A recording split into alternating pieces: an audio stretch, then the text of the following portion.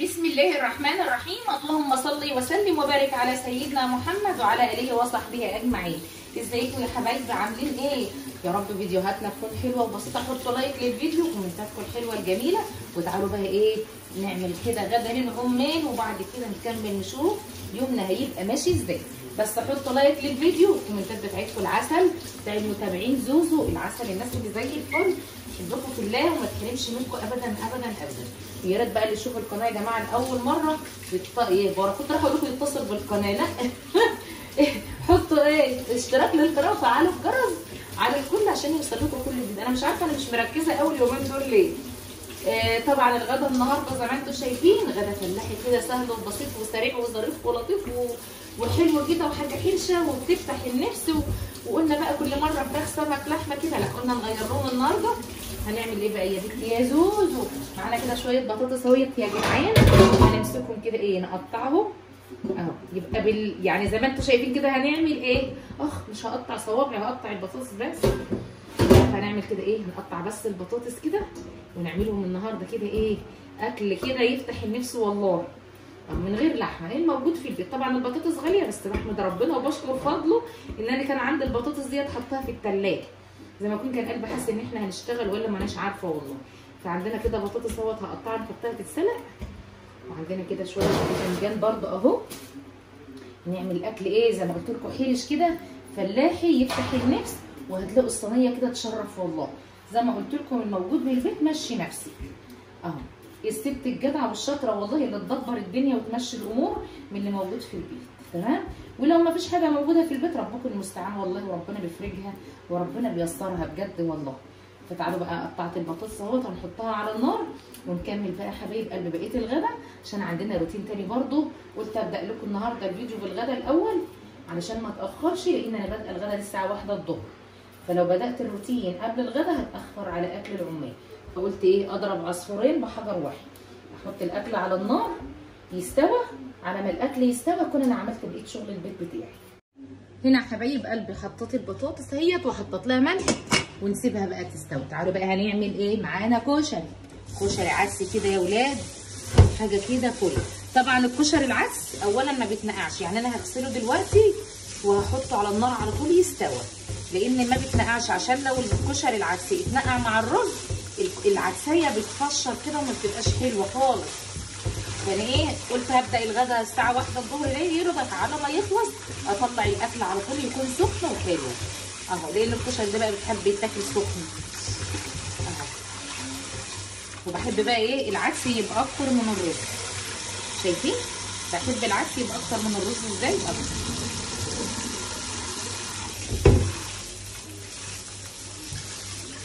حبايب قلبي كمان الرز اهو، العدس الكشري غسلته وحطيت له ملح وكمان ولعت عليه النار. تعالوا برضو نعمل البتنجان كمان على ما الرز والبطاطس تستوي، وكمان هنسلق بيض.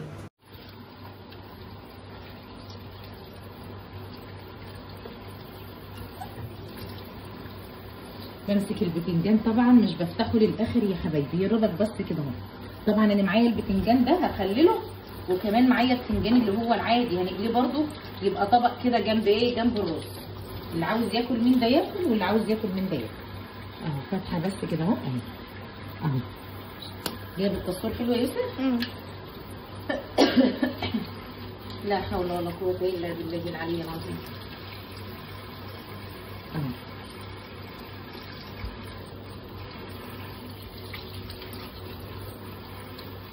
طبعا بقى يا حبايب قلبي حطيت زيت، معلش بقى بصور في اللقطه دي لوحدي، تمام كده. وعندي البتنجان اهو، احط بقى كده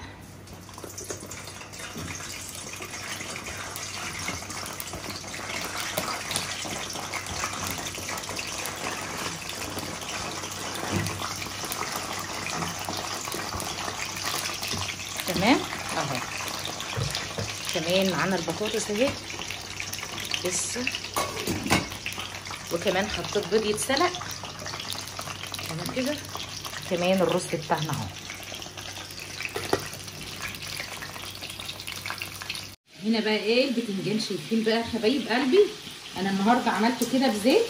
في طريقه تانيه ان شاء الله نعمله برده بيها، بس انا قلت اظبط الدنيا النهارده عشان دوت انا عايزاه سريع، يعني ايه، عايزاه يتاكل دلوقتي مع الكشري كده اهو.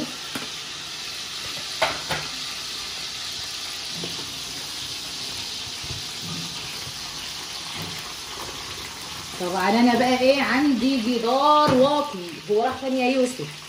جدار واقي للزيت اهو. هحط بس كده الغطا عشان خاطر الطرطشه بتاعت الزيت ما تبهدلناش الدنيا. وهنا الرز بتاعنا اهوت، هنبدا بس نعمل له السمنه او الزيت بتاعه ونحطها عليه. حبايب قلبي، ايه زي انت داخله عليهم حاميه كده راح تضربوهم ولا ايه؟ لا والله يا جماعه، طبعا يوسف اللي كان بيصور معايا وراح الدرس، انا كملت لوحدي. معلش بقى ما ملحتش معاكم البتنجان ولا الفلفل. البتنجان عملت له تملحه، جبت راس توم دقيتها وحطيت عليهم قرنين شطه حمر كده، وقمت دقاهم بشويه ملح. بعد كده طلعتهم من الصلايه، حطيت لهم كمون وكزبره ناشفه، وقطعت عليهم حبايه طماطم صغيره خالص، وحطيت عليهم ايه، الملح طبعا ده عادي. وبعد كده قطعت عليهم معلقه كزبره صغيره خالص، وحطيت عليهم عصير ليمون، وحطيت عليهم خل، وظبطتهم. شايفين شكل البتنجان عامل ازاي؟ والله العظيم تحفه، يتاكل كده حاجه كده ايه، عظمه تفتح النفس، حاجه كده يا لهوي. يعني بقى الطبق البتنجان ده بقى مع شويه طعميه ولا شويه فول، ضرب نار. طبعا كنت اعمل بتنجان تاني، فابو محمد قال لي انت هتعملي نوع بتنجان خليه واحد بس. طبعا ده الفلفل نفس التتبيله اللي تبلت بها الفلفل والبتنجان واحده، تمام. تعالوا هنا بقى نكمل بقى نشوف ايه. البطاطس كمان بتاعتي استوت اهيت، وبدات كده احمر زي ما انتم شايفين حبايبي. وتعالوا برده نشوف ايه الرز بتاعنا اهو، بالصلاه على النبي بالصلاه على النبي بالصلاه على النبي اهو. شطاره شطاره. انا قلت اعمل ايه بقى، اعمل الغدا الاول يا جماعه وبعد كده اكمل شغل، لان احنا ايه، انا مش في حكم نفسي، انا في حكم نفس العمال. تعالوا بقى معايا. طبعا هنا معايا البيض اهوت، سلقت بيض بلدي وبيض وزاره، همسكه اقشره وارجع لكم تاني. عفوا مش بعمل كل حاجه بالتفصيل اهو، بس عشان خاطر محدش بيصورنا. هخلص لكم بقى شكل الاكل وطلعوا له العمال، وبعد كده نرجع نكمل الروتين بتاعنا. حطوا لايك للفيديو وكومنتاتكم العسل الجميله. يلا يا ولاد كده بقى حبايب قلب، الغدا بتاعنا خلص اهو وجهز، فضل وعدل من ربنا، حاجه كده تفتح النفس وحاجه زي الفل. ده البيض انا حمرته المره دي كده، اديته تشويحه في الزيت بعد ما حمرت البطاطس ورشيت عليه ملح وفلفل اسود. وده شكل البتنجان بتاعنا، ومخلل اللفت يعني الحاجات كلها اهي. اقول ايه، اشرح ايه؟ احلى حاجه الفلفل المقلي مع تعالوا بقى هنطلع الغدا للعمال فوق ونرجع تاني نكمل الروتين بتاعنا. حط لايك للفيديو بقى والكومنتات بتاعتكم الجميله يا حبايبي. يلا طبعا بقى يا حبايب، ايه في المروحه اللي عندك دي يا يوسف كده؟ طبعا بقى يا ولاد انا بنضف اوضه يوسف وحسام كتير، والاوضه ديت ما بتفتحهاش خالص عشان محمد بينام بها فيها بالنار، وبالليل حسام اللي بينام هنا، فالاوضه ديت شغاله ال 24 ساعه. جه فرصه دلوقتي قلت لمحمد نام في اوضه اخواتك وسيب لي الاوضه دي يا ابني انضفها، حرام عليك. الاوضه اشتكت يا جدعان، مين اللي فيها؟ وشوفوا ابني بيشتري اللبس وحاطط الاكياس فين والكوتشيات فين. ابني مضيع فلوسه كلها على اللبس وعلى الكوتشيات يا ولاد. اهو شايفين؟ كل يوم ويوم جايب له كوتش ب 2000 جنيه. لما انا خلاص بقول له يا ابني اللي بتشتغل به يا ابني بتجيب له لبس يا ابني وهدوم وكوتشيات، يقول لي انت عايزه حاجه مني يا ماما؟ وفر يا ابني الزمن يا اللي مستكتر الزمن اكتر. بس هعمل ايه، سايباه على مزاجه خالص اهو، ياخد راحته ويتدلع براحته، مش المهم بيشتغل ويصرف على نفسه وغير حاجه. صح؟ عقبالك كده ما الاقيك راجل يا معلم يوسف. بس انا عايزاك دكتور. ماشي يا دكتور، يا ما اشوفكش في البيت. يا حتى لو دكتور هوهو. صح؟ لو دكتور هوهو حتى يوسف. هنطلع دي بس بره.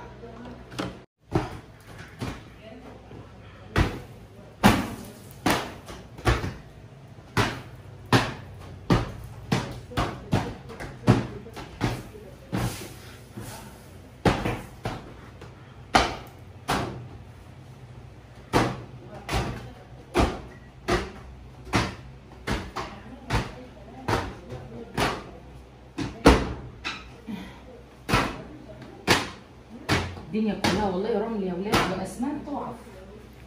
يلا تعالوا ننفض الشباك التاني. والله انا بشتغل اهو ولسه بينزلوا فوق. انا بس ننفض مظبوط.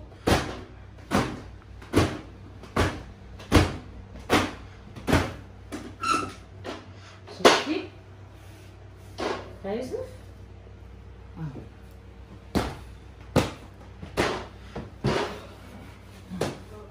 بهدله والله بهدله.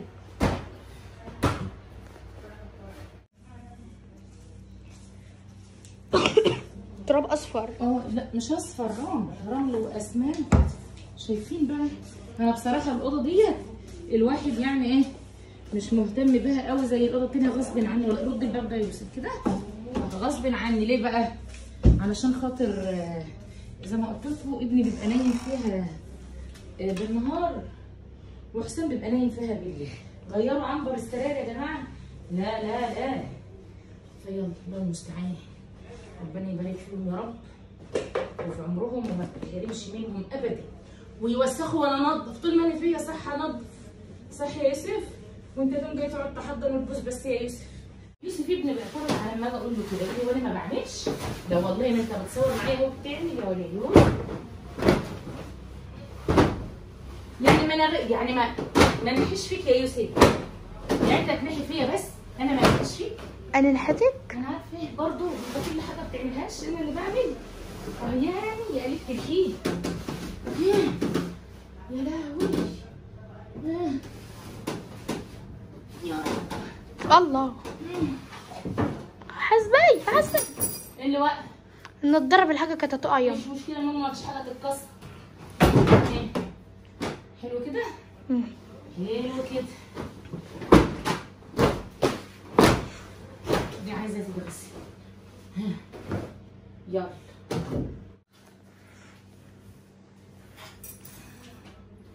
المفتاح وقع على الارض. ما انا هشتري كله اهو، بس لما اروق الدنيا خايفه اشتري حاجه يرجع يقول لي وديتها فين يا ماما. والله ما انا عارفه العكاويس بتاعته ده. هات يوسف الفوطه التانيه كده. حتى الاكياس والله ما بعرف اشيلها لما هو يجي بره.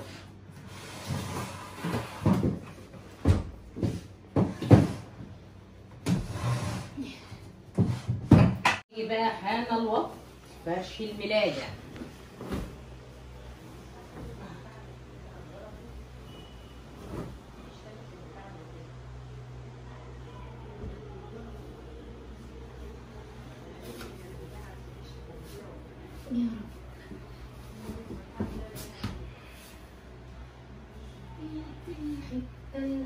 رب. صح يا يوسف؟ انت الحته الحلوه اللي في قلبي. اخر العنقود سكر معقود.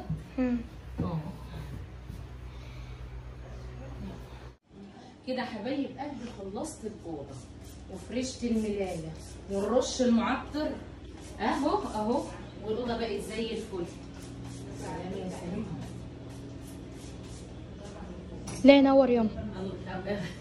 الله يخليك. اقعد تهز وانت بتصور قوي. مسحت الدنيا ونضفتها ونقطت له الشبابيك وقلبت له الملايه المرتبه يعني على قد بقى على السريع كده يا ولاد. يلا طبعا بقى ايه نختم معاكم الفيديو. كل مره بختمه معاكم ايه او ببداه معاكم وانا بنشر الغسيل. النهارده هختمه من ايه يا يوسف؟ بلم الهدوم. بلم الغسيل. صح ولا انا غلطانه؟ صح. انت لسه هتقعدي تطبقي. امال هعمل ايه؟ لم وخلاص. الم وانت هتطبقهم. خلاص خليكم شاهدين. هو قال لي لم الغسيل. قال لي لم الغسيل وانا هطبقهم جوه وانا مش هزعله اهو. صح؟ هو ده اسرع عشان نخش جوه. عشان ندخل جوه؟ اهو